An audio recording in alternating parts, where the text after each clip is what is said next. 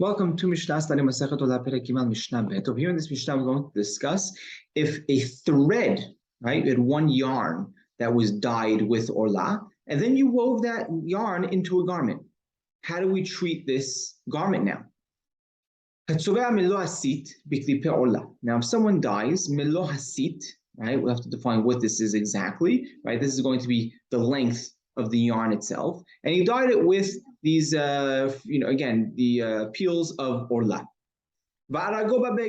And he wove it into a garment. And we don't know which yarn it is now. It got lost in there. It says the whole garment needs to be burnt. Chachamim say it's batel, right? It's ole 1 in 200. So it's the same exact machloket in the last Mishnah, right? What's the point over here?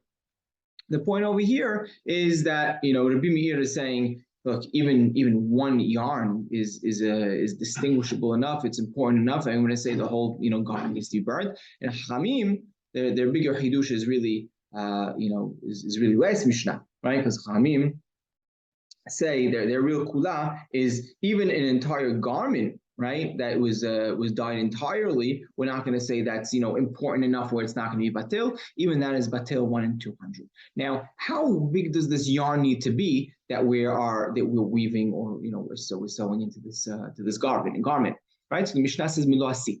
If it's less than a seat, right, then it's just unimportant, and then it's meaningless, right? And everyone will agree that that's considered batil.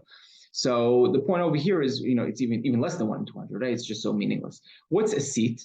So according to Harambam over here, and you really give this based on Kapach, the way Kapach understands Harambam over here, the seat, right? And he gives an Arabic language, a seat is al-patar, and it is a sixth of a shabar.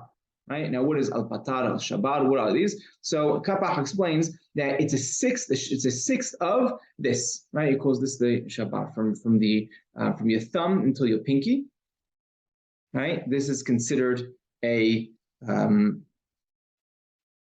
right. This is the shabar. Now, a sixth of this is going to be the seat that we're talking about. So a sixth of this, if Kapach explains, comes out to approximately 2 fingers, right? That's how big the thread is, the width of 2 fingers, right? Fingers, we say usually 2 thumbs, right? So this is the width of the actual thread itself.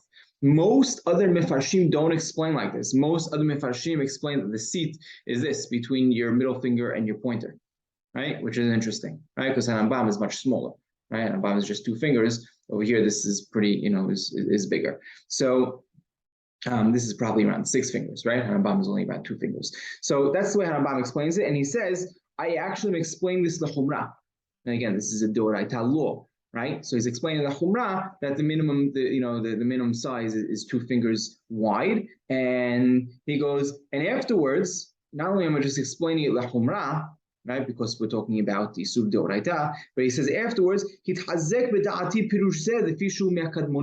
I actually agree to this perush now. I'm thinking about it more and more, and I agree with it because this is really from the Kadmonim. This is really from the earlier sages, right? Had this perush, right? And they were more baki, they were more fluent with the language, with the lashon, yoter min ha'acharonim, more than the later rabbis closer to his generation, right? So actually, that's what Harambam goes with. So halacha, if a person dyes one thread, right, that's 2 fingers wide, right, a piece of thread that's this wide with Orlah, and he weaves it into a beged, it's going to depend, right, if that's 1 in 200 or not, according to Hachamim, and halachas like them, if it'll be oleh or not.